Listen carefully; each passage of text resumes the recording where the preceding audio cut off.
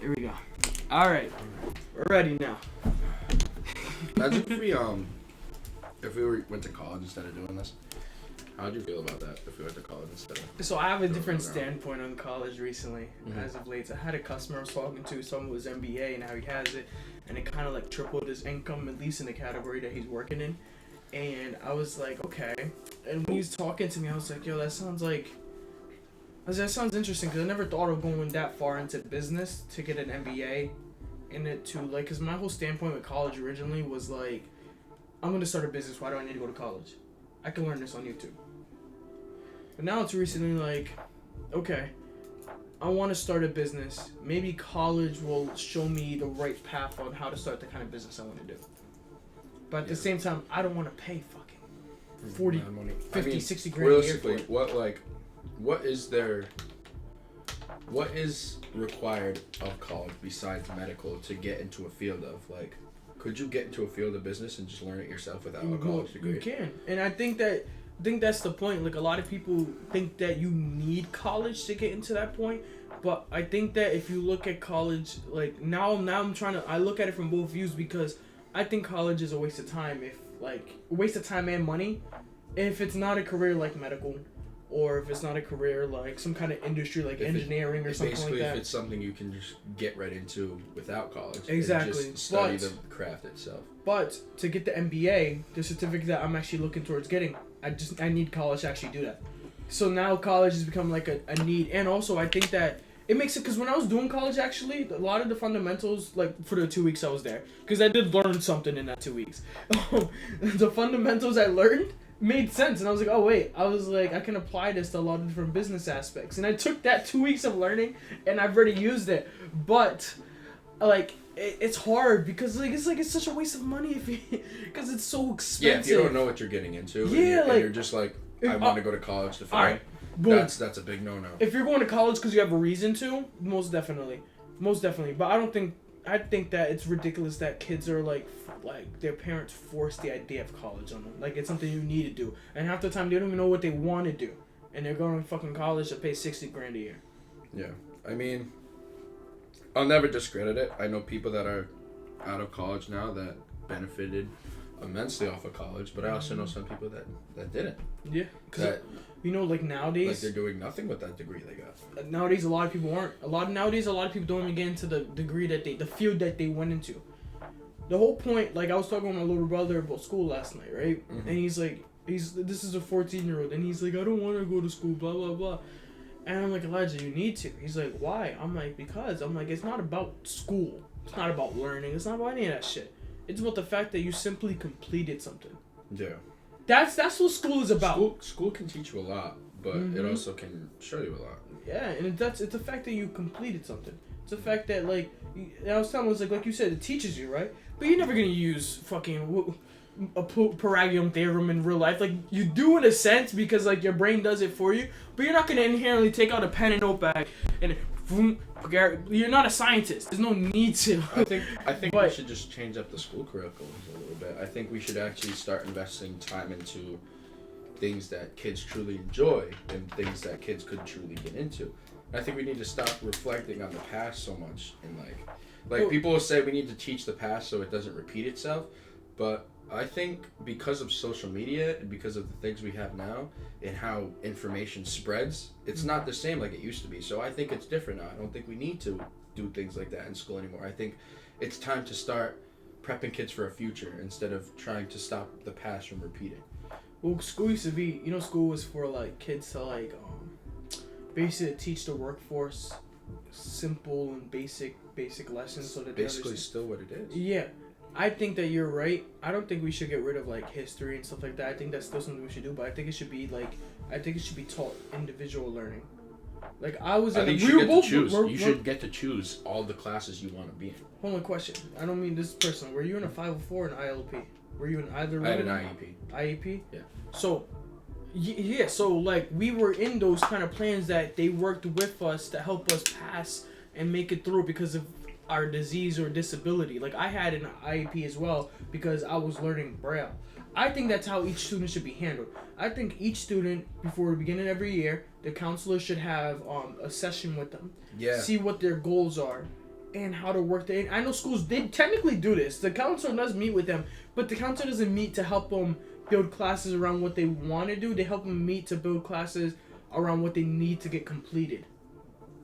Have you ever gone to one and they're like, oh, you failed science last year, so you need to take this kind of science, and not like, oh, what did you want to be when you grow up? Yeah, it makes you feel like unworthy or because you need away from the pack. They make you try to put you into this pack when the whole idea of an expectation in school curriculum is complete bullshit. It is. Expectations as a whole is nonsense. Oh, I remember. No, I know what you mean by that, but I don't think that they're nonsense. I think expectations are always flawed, and that's what makes them seem nonsense. They're a myth. They don't exist. Expectations don't exist. They do. I think people use them wrongly, though. People turn their assumptions into expectations. That's the problem. Now, let's say Ryan, because I'm black, right? Let's go with that. I'm black, you're white. Okay. I'd assume, right, as a black and a white person, they'd assume that you're weak and I'm tough, and that I'd be stronger, right? Because I've gone through more hardship. When you've been through your own shit too. And they let that assumption become the expectation when they meet you. Yep. And then the expectation can go one of two ways. They can either be upset that you aren't what they thought you were, or they could be glad that you aren't what they thought you were. You feel me? I mean, that comes down to proving people wrong, proving people right. Exactly. But, so that's why I'm taking expectations as myths. I think they're bullshit. I think that's what you mean. Yeah, I think they're bullshit. Like, self versus self expectations are very, very toxic for the brain. Yeah. They can be very positive for the brain, or they could be very toxic. Yeah. But at the end of the day, that doesn't exist. Yeah. I can expect that I'm gonna have 6-7 private jets. I'm gonna be able to fly wherever the fuck I expect to do that. Yeah. But that is not now. That's true. That's not right now. Right now, I'm doing a podcast with you but, right now. That's what I know. But Ryan, think about this, right? Don't we have expectations? Like this morning, right? I had the expectation. Remember running just into the car, and I had to go make a stop, and I had to go do this, and I had to go do this, and I seemed a little frustrated. Mm-hmm. I had expectations there, but my expectations are based on fact. I didn't have no other needs but to get that situation done with. Yep.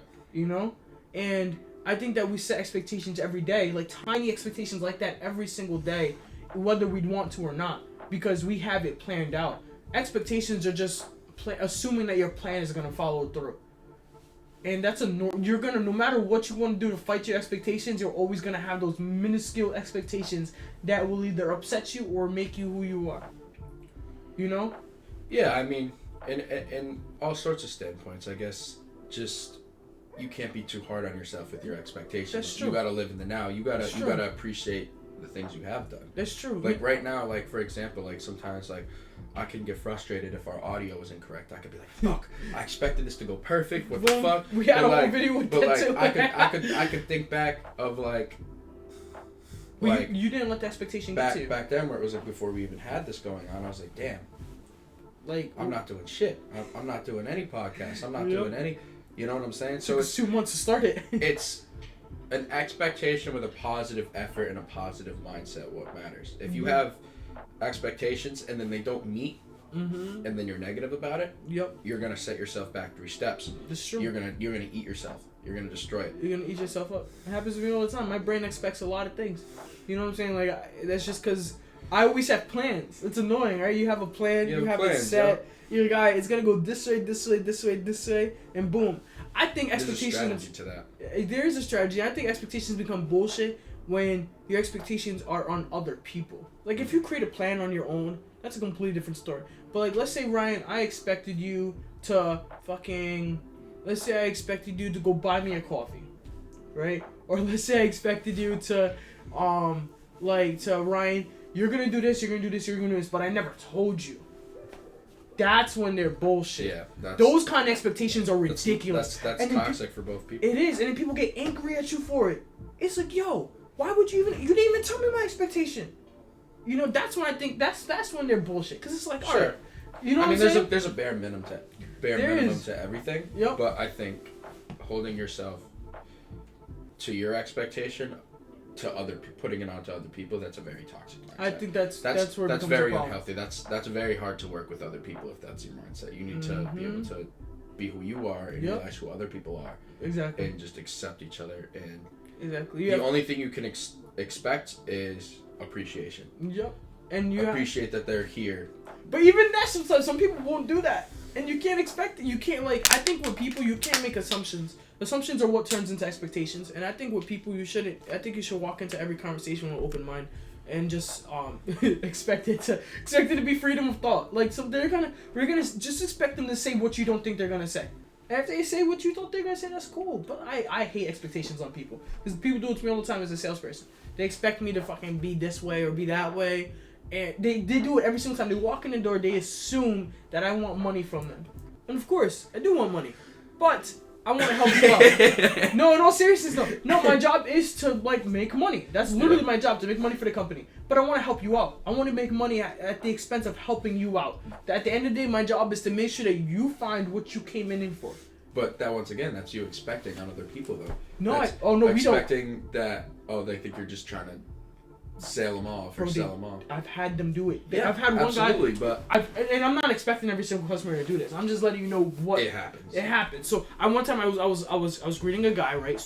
I greet people super friendly, right? This is my greet. I work at Bob's Discount Fair. Hey, welcome to Bob's. Would you like to look around? Right? He ignores me. He just shoos me off. I was like, sir. Then I was like, okay, no problem. And this is what we do. We have to brush it off because we get freaking balled out all day. And I'm like, sir. I'm like, just to let you know, all of the kids' beds are on that side, because he asked me where the kids' beds were, and I was going to let him know, they're over, and then he goes, I don't want to hear it, I don't need anything. I'm like, sir, I was just, and then I was like, I got upset, so I was like, sir, I was just letting you know, all of the beds are over there. That's what you asked for. And then I went on and let him go. And I'm like, I'm not fucking working with you. Ignorant. It's like, ignorant as fuck.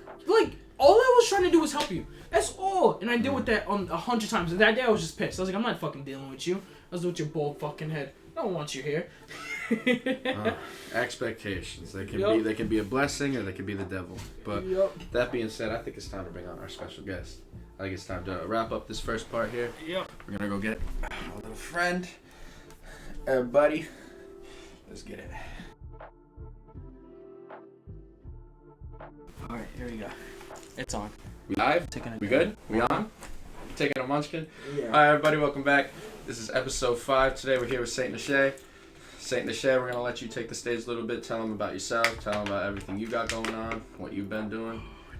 What's up, y'all? My name is Saint Nichét.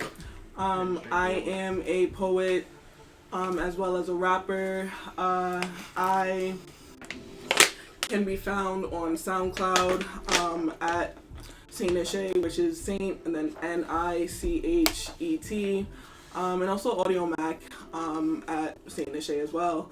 Dope. Yeah, as well on Instagram too at Fiyangelou, FIYAH and then ANGELOU. So I want to start by just talking about kind of my upbringing. I was born in the Bronx, New York. And because of that upbringing, I listened to a lot of underground New York music for the early stages of my life. Just listening to influences such as Jadakiss, just the Locks, even just Fabulous, and just Fabulous is fire. Yeah, Fabulous is fire. Yo, Fabulous is fire. G-Unit, yeah. I definitely hear that inspiration in a lot of your tracks. We were listening to some of your tracks the other day, and I do have to pull it up. We were really messing with Armageddon. We love Armageddon. Oh my god, yeah. Armageddon was great. Crazy. Words of Starfish Shorts. That one I just dropped actually. On my birthday, which was a few days ago. What did you guys think about that one? Which one was the recent one? There's one the with Words of Starfish Shorts, yeah. Yeah. Oh, that one was fire. I don't remember because you listened to it really fast. You were inside a car, but I remember, yo, I wish can we play it a little bit? You want to play it a little bit? We can play it after the fact. We'll play it after. I don't want to fuck with the audio, but I do want to get into a little bit how we definitely met at the Alchemy. Right. We tapped in there. you told us a little bit how your stance is on religion and then how you post that onto tracks. Is there any I never heard that. background, more knowledge we could get into that possibly? Yeah, of course. I call myself a saint, like kind of as my brand, and that's where the religious aspect of the religious like factors kind of intertwine with my music. A lot of my music has a lot of like religious and spiritual undertones. Not because, and the background behind it is not because I feel like I am per se a saint and that I am like perfect in that way, but it's more so that from even a young age I sort of received or just like was imparted just a lot of grief by other people, and was like took on sort of the burdens of other people, and I see that even as I am aging, and now that my birthday, like I said, it was just a few days ago and I turned 25. I feel like right now, thank you, I feel like right now, I was just telling Tengu that I feel like I'm at a really pivotal stage in my life where I can like take it wherever I want to go, and I'm just like also just in my current career right now, how I intertwine like even my professional life and also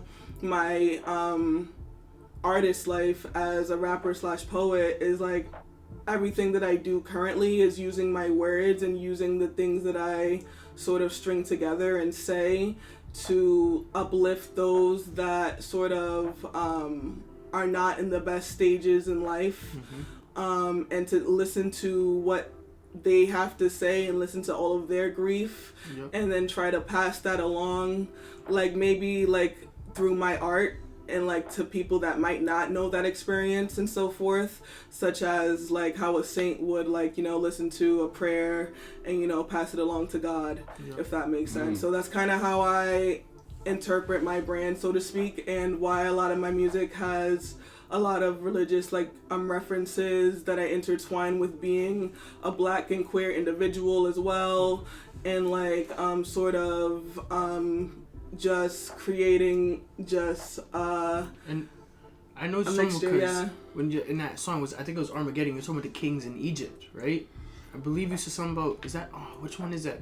I think I said we were kings before they blew up the Sphinx. Yeah. Yes. So you're talking about how, at least what I took from it, is that how I know a lot of African men, they tend to like look at themselves as kings and gods and stuff like that, and Egyptian wise, and that I think that we ruled over Egypt before, I don't know the exact history, but I think that the Israelites, they were enslaved by the Egyptians at one point. Is that what you were kind of going into, or where were your lyrics stemming from, if you don't mind me asking?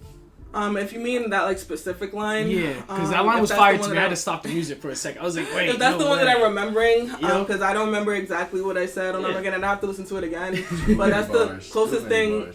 Too many like to remember. But if that's the one that I think you're referring to, it's just saying that, like, the event of like the nose being blown off of the Sphinx happened a long time ago, so I'm just saying we were kings way before that even happened. That's pretty much what the line was insinuating. So yeah, just stuff like that, just kind of intertwining like Black experiences, as well as, you know, intertwined with the influence of religion on Black culture, and so on and so forth, and intertwining sometimes what it means to be queer. Sometimes I got that one get into in one. Sometimes I get into that. Sometimes in some songs, like I think I got into that, and maybe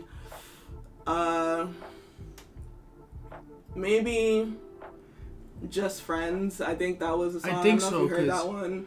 That one was just about like a toxic, like I guess queer relationship in general. Yes, we did hear that one. Yeah, we heard that one. We definitely, it's actually kind of excellent how you're exactly explaining how like your background a little bit, because when we were listening to your tracks, that's exactly what we picked up. We understood. Yeah. we understood the message you were trying to bring across. How you just have this not this conflict with religion, but this respect of like mutual ground almost, kind of just how you speak with it and how so open you are about everything. It's really excellent like discography you have, and we really enjoyed watching through it. Yeah, You got some good music. It's definitely beautiful. But that being said, we're gonna get to the topic of the day. We'd love to hear your stance on this, especially where you come from, your background. Our topic of the day is how to adapt to your environments, how to make sure how you and yourself adapt well, and how to make yourself comfortable, whether that be us doing a podcast, or you hopping on stage, or maybe you coming from the Bronx to Rhode I don't know Island. about me personally, but I've moved in and out of a bunch of houses. I'm blessed to live in the house I do now, but adapting to things like that can be very stressful, and how like you balance kind of just how to put yourself in positions and also battle with continuing a career or continuing passions. And how it might have changed your life too. Right. So, the way I kind of put it, like when I sort of even discuss it with, mentors or whatnot, like how like my career sort of, and what I do as a poet/rapper, affect how I interact with the world. It sort of is like being in a profession such as like a doctor or an actor, where you have to sort of manipulate how you react to certain things that are happening. Yep. We're just speaking on that. And it's sort of, in a way, like what I also say in my sort of work too, as I'm sort of going through my art and in my professional life, and how they're all intertwined in just the life that I live, really, is that you can't really change the way that, other people perceive you, but you can change the way that you perceive them, really. You can just, like, sort of change how, like, that's how I sort of adapt to my environment. Yeah. Like, I change how, like, I react to other people per se, because you can't really change the way that other people think or act, but you can change the way that you do those things. So Self-acceptance, kind of understanding who you are as a person, and kind of just like not holding expectations on yourself is something we talked about a little bit too, is kind of just, you got to live in the now and appreciate everything you do have, and learn how to kind of adapt around certain environments. It's just like, do your thing. If you look at it like this too, and you're talking about perception and perceiving, everybody, like how I've learned to kind of look at things, everyone's in their own world. Right now, we're all thinking our own way. We're all taking what you're saying in many different ways, and like each of us are living in our own reality. Right? You don't see this. I always use colors, but you don't see the same blue I see. Right. You know what I mean? So I may tell you that I like the way that house looks, and in your head, you wouldn't like it at all. And we're all in our own perception, and you can't affect how other people may react to what you do, but you can affect how you may react to what others do. Exactly. And that stems to like being more patient with people, helping, like, that's how you control your anger reaction, right? Because most reactions stem from emotions and aren't logical reactions. Right. But you can learn to maybe take a second, understand what they're trying to say, and then go from there. Because again, they may be saying something to you, and you may take it completely wrong, or vice versa. It's just like when we're texting people. That's like the biggest thing, right? Ryan will text me LOL, right? And I was talking with someone about this the other day. That LOL could really mean like he's laughing out loud. Or sometimes when some people say LOL, they're just saying like LOL, like I don't really care. You know what I'm saying? Right. And it really depends on like that person reading it, the perception no, but it's true though what she's saying. Like it's how you perceive it. You gotta learn to change your reaction to how you perceive things. Don't assume. Don't assume. Don't expect anything. Just shout out Tango for a second. He always talks about the 4 agreements. If you ever ask Tango about the 4 agreements, he'll go into a wormhole of, let me tell you. But yeah, it's just basically don't assume anything. Kind of appreciate what you have. And And you gotta adapt to your environment. So you come from Brooklyn to Rhode Island, and honestly, Yeah, a lot of the time, like Providence, Bronx. Yeah, I'm so out sorry. here. Bronx. Sorry. Yes, out here, nah. But Bronx Yeah. to Rhode Island, and honestly, like sometimes Providence, so many people act like they try to act like they're from New York, and I know you may get that same vibe, but it's definitely different. So like, how do you feel like do you feel like it was a good change coming from the Bronx all the way to Rhode Island, or do you wish that you would have gone back?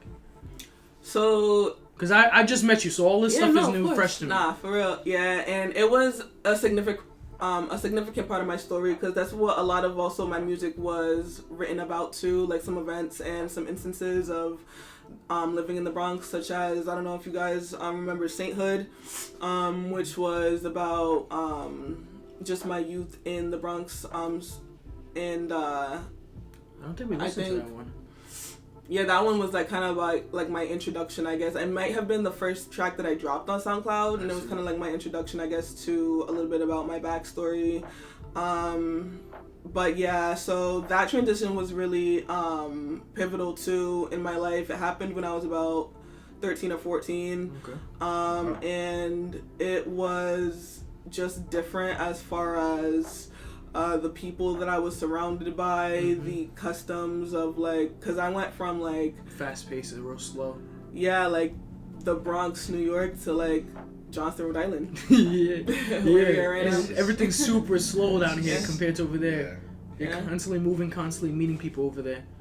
Whereas over here, it's like really slow. Everyone kind of takes their time with things, at least compared to New York. Like we're faster than most other places because when you go over in the West Coast, everyone's all slowed down. But Yeah. everyone's all Let me tell slowed you. down. Oh man. But would you that's say that interesting. adapting to your environment, do you use that type of techniques to get on stage? Like, do you have any self preparation you do, or anything that you're kind of like, okay, it's my time to shine? Because I noticed when you went on stage, you was ready, you looked good, you looked confident, and you got on there and you killed it. So I was like, oh, we gotta tap in with this one. So is there any strategy you could put out there for other people that may have stage fright or struggling with anxiety or just not adapting to their environments properly? Yeah, so I think it's just like sort of how you also mentioned too, that I sort of have like a mutual ground with things that I don't really necessarily agree with 100%. Like it's sort of just like a case of like having a relationship with the uncomfortable, like making like not so to speak, not fearing it. Like you can fear it, but also at the same time like still doing it in the fear. Yeah. Like Not even if succumbing you know to it. you fuck up, even if like you just sort of don't do as well as your last performance, or don't do as well as you feel like you could have, you're still, you know, doing the act and, you know, the emotion. And that's really what's going to translate to as well to the receivers. But at the same time, you don't really care about the receivers. You care about how you feel in the moment while you're doing it and how, you know, Would you say that elevated emotionally you feel. absolutely? Would you say a little bit that you need a little bit of that fear, but going on that stage? Do you think? Yeah, You got definitely. that energy. It adds You to need that. that fear. It fuels you a little bit. It's like that fight or flight. Fuel the fire. Yeah. Shout out Amen to that. Amen to that. Yeah, amen to that. It's It's like kind of fight or like, flight. it's like, what I've learned is the more uncomfortable the situations, usually the more beneficial they are when you push through them. Oh, definitely. Because I remember Elias was telling me, he was like, yo, I got like a few more followers, I got people listening to my stuff, and it was all because he stepped out of that comfort zone, adapted, and he made it, like, you know, he made a good gain out of it, and it made him happy, you know, especially with Kid Ray. I don't know if you remember, he performed at the end of the night too. He wasn't even told there was an open mic until maybe 2 hours beforehand. Wow. Yeah, so he was like, okay, boom, boom, boom, got on stage. Yeah. I remember we were prepping him through it and killed it. Yeah. So, Sounds exhilarating. It is, yeah. speaking of performances, are we planning on seeing you anywhere else anytime soon? Open mics, scheduled events, festivals? I actually just performed a week ago, but you might see me at the open mic on the 28th. Slitty's. Slitty. I think he's having it again. I forgot. What exactly? Alchemy? Yes. Alchemy. I think so, yeah. When does he do that? Is that the end? It's end of every month? Right? I think so. Something like that, yeah. So it seems like the last one was just yesterday, though. And yeah. Do you do them every time? Or do you just try to get to them as much as possible? I try to get to them as much as possible. Other than that, you'll probably catch me just here and there. I mean, I just pick up them as they come. And do you have to pay to do that? I've never been to one of these. I'm new to this. No. But it was crazy because I performed, actually, the biggest thing that I performed at was Pronk's after party. Really? Yeah. And I got paid for that, which was really cool. And that was the most I got paid, and I was like, oh wow, I'm starting to get paid for this. It's really cool. I don't know. It's very it gives you a good like sense of like warmth in your heart when you start like. I mean, it's not, and like none of this is for the profit. It's because this is art. This is what we love to do. I don't care about money when doing this. This is my best friend for all these years. I love sitting down and conversating with him. It's the same thing with your craft or Tengu's craft or Kid Ray's craft. It's y'all just this is what you do because you love it. It's not about And you're getting paid for it, so it's like you're getting paid for what you love. It's like when I cook, I love to cook, and I'd love to work in a restaurant, but I don't get. It's different when you're like cooking at home. You're making your own art. You're like having someone enjoy the food. It's completely different. And when you get paid for that, like if I was getting paid to make the food, I want to make it for people. Like hey, I'm gonna give you money. Go shopping. Make me a menu. Make my food, and I'm gonna pay for it. I'll be like, yo, that's fun. I'll fucking do that. I'll spend the time chopping away. I'll make the art. I'll make the crazy looking plates, and I love it. And getting paid for it, you just feel special. You feel more appreciated when someone pays you for your work instead of someone just saying, "Oh yeah, good job." Because like the money, and I know it doesn't add like it's not the same, but the money adds a dollar to it, adds a value. It's like, okay, I was valued at this much. This person really cared enough to give me this much because they felt like my craft was worth it. They worked their hard-earned money to pay me for my craft because they felt like it was worth it. And that's probably why it felt like a warmth in a sense. It makes you feel a lot better. Especially when you're on stage, because you have that flight or fight, you're going through it, and you're like, yup, I'm doing my thing. Right. Like I'm pouring my heart out. Yep. Right now, so it just like feels like really good to And I really like your style. Oh, appreciate you. Yeah, appreciate like that. I love the whole '90s hip, because no one's doing it as much. Like people are starting to get back into it, but like it's not a thing that people are doing. Yeah. I'm also though trying to switch up my style too. I was just telling that's fine. Him that I'm gonna just be going to different types of, not too like out of my realm, but still something like I'm trying to make drill songs like in show like kind of different eras of like New York and whatnot, because that's my upbringing and whatnot. So that's what I'm kind of even trying to dabble into. And I might even go into twerk anthems. Like I might even do that. Like I might even go into that. Do it all. Like and just sort of see what I can like put my sounds into. Maybe like Afrobeat or whatnot even. So because you can teach yourself. Yeah, definitely. So I'm definitely though looking to just continue to find events and back and forths that I can participate in, just to continue to network with people and just be able to be in the community and whatnot. And continue to get inspiration for continuing my career in this craft. So I mean, is there anybody or any like big artists or any dream like features or dream collabs you would love to do with like another artist? Like we were in the car the other day, we were listening, and then we started playing other stuff, and then Thames came on. I was like, yo, Saint Nichét and Thames on a song would be fucking crazy. That would be such a good it would be such a good mix. Is there anybody for you personally you would love to work with in the future? There's so many people actually. To think about one person specifically, that's difficult right now. I would say probably though.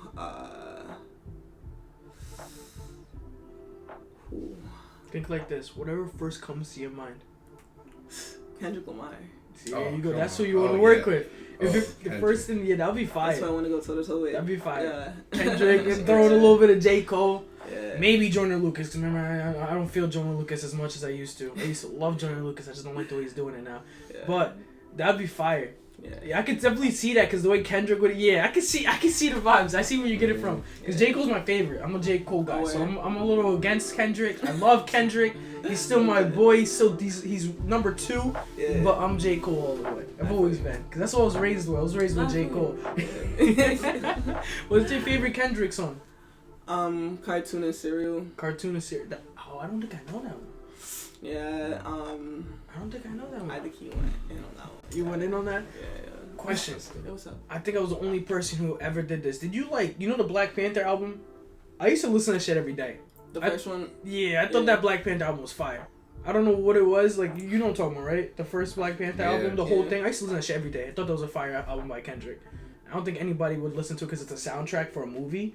But I thought that shit was fire. Yeah, because it was the soundtrack for the movie, I actually didn't listen to it. You didn't listen? What? Really? She's like, she's like, it's because not real. It was, but yeah. Yeah, because he's more. But I know, like, that makes me maybe fake, but yeah, Nah, I'm a Kendrick fake. fan. But yeah, I was just like, everyone has their own everyone has their own preferences. It's not about that. I just listened to it because it caught me off guard. So I was just like, I heard it one day and I was like, oh shit, and I didn't even realize it was the Black Panther one. I was like, oh, and I started listening to it. I'm like, I kind of fuck with this. I started playing that shit every day when that album first came out. The second one was dope too. The one that just I haven't dropped, seen the it yet. second soundtrack. Don't say anything. Spoiling nothing. Don't worry about it. Say nothing, But, bro. I don't want to hear the music from it. Yeah. That's cool. It's okay. So we're gonna wrap up shortly. Is there anything else you want to spread a message or influence? Anything out in the world you want to say to the people, to your fans, to anybody out there? Just be patient. Just rock with me. You know, we're gonna get there. You know, we're just gonna one step at a time. Just one step at a time. We're gonna work hard, and we're just gonna, you know, just take it day by day. As like just kind of how I advise for individuals that I work with. You know, in my saying with my art per se, or even like I'm saying in my professional just career. You know, just focus on, the present, as you were saying too, and just take it day by day. We're gonna, get to where we want to be eventually. But the present is always a better box to open. Amen to that. Yeah. That's beautiful. All right, guys, this was episode 5. Thank y'all for coming. We're gonna wrap it up shortly. Let's kill with the munchkins. Let's kill with the munchkins.